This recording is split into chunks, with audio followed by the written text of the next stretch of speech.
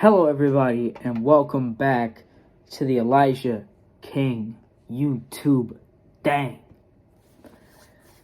And today we are going to be embarking on a new journey. We are not going to be doing Elijah King Talks today. No, because today we are going to be starting and following a journey. And not just any bozo's journey. We're going to be following my journey. My journey to just wrestling. My story, if you will. My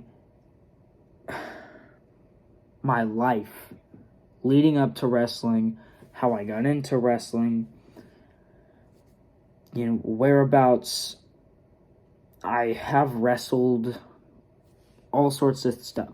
Now, this isn't going to just be in one video because I just got to milk this puppy until it is completely out of milk. So, this is probably going to be a little mini series. I would guess somewhere between 3 to 5 videos of my journey into wrestling. And really, there's no better way to start a journey than where it all started. And for me, wrestling has just kind of always been there. My first memories were sitting on a couch watching wrestling with my dad. And I have to give a lot of credit to King Sr. for really getting me into wrestling and showing me, because if he hadn't, maybe I would have never even found wrestling. But he basically had me grow up watching it. It was WWF or it was TNA, old school TNA. And, really that's what we watched a lot together. I would say some of the wrestlers that really, got me into wrestling and really hooked me on it was, people like AJ Styles, Christopher Daniels, Frankie Kazarian, Rhino, Abyss, even, Ron the Truth Killings.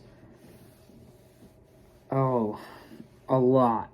We could keep going. We got Jeff Hardy, we got Matt Hardy, we got Brock Lesnar,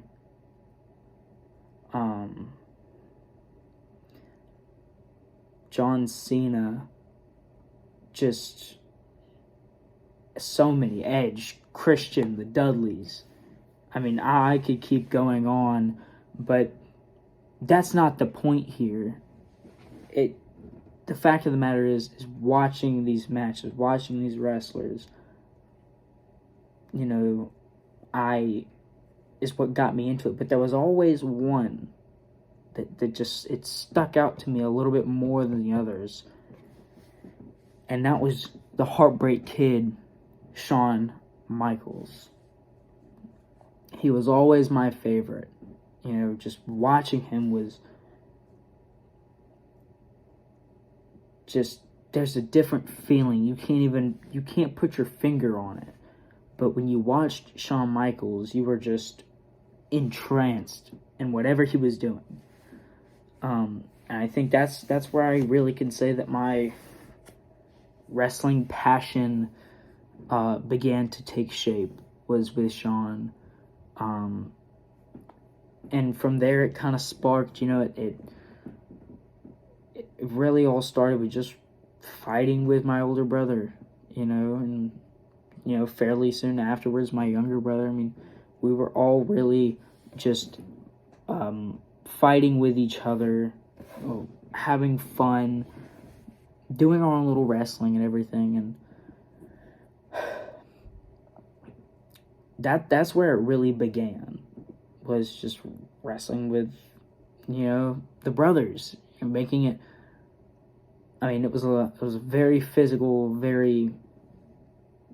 a very hurt-filled era of my life. I got a lot of bumps, a lot of bruises, a lot of scars from that time in my life. But that's really where I came from, just being a watcher to saying, hey, I want to do this. Like, I want to wrestle.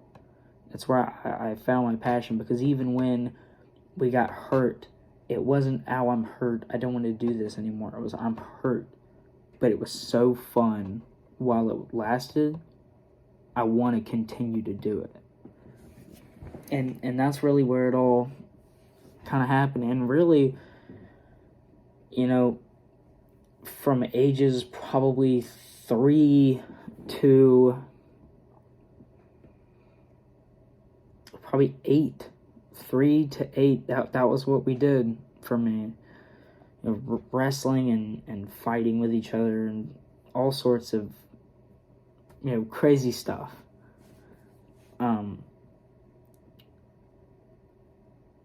And I believe it was around 8 where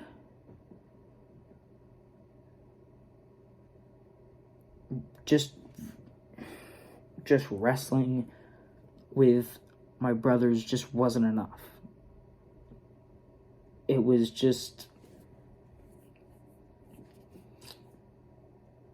too little for me now. I wanted something more, but I knew that it would be a long time coming before I could ever really, truly put on the types of shows I wanted to do. So around that time, my passion didn't die, but it definitely took a back seat to a lot of the other things I was wanting to do around this time. And so really, it kind of fell off for me. I wasn't watching wrestling very consistently anymore. It just wasn't something that, I mean, I was always interested in it and I always loved doing it, but it wasn't something that I could just do anymore. It was kind of the awkward age where I'm still a kid, but I'm getting to a point where wrestling with my brothers just wasn't enough. I needed something more.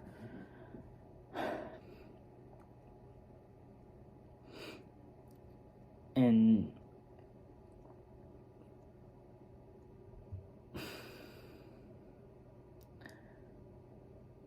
it was around this time where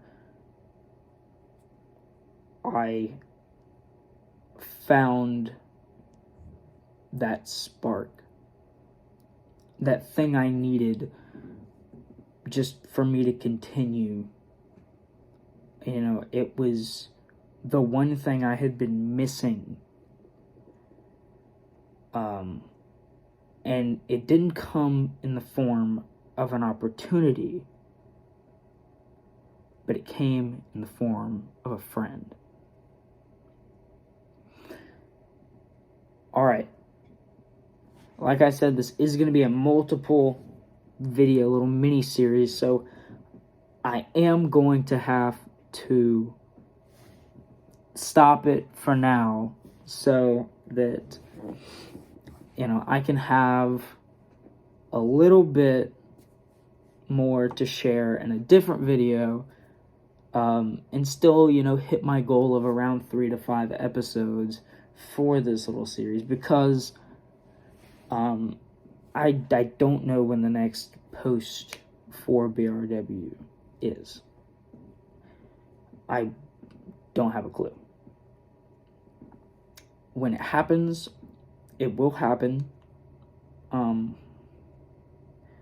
I do have some inside intelligence that I can't necessarily speak on just yet. But I know of it.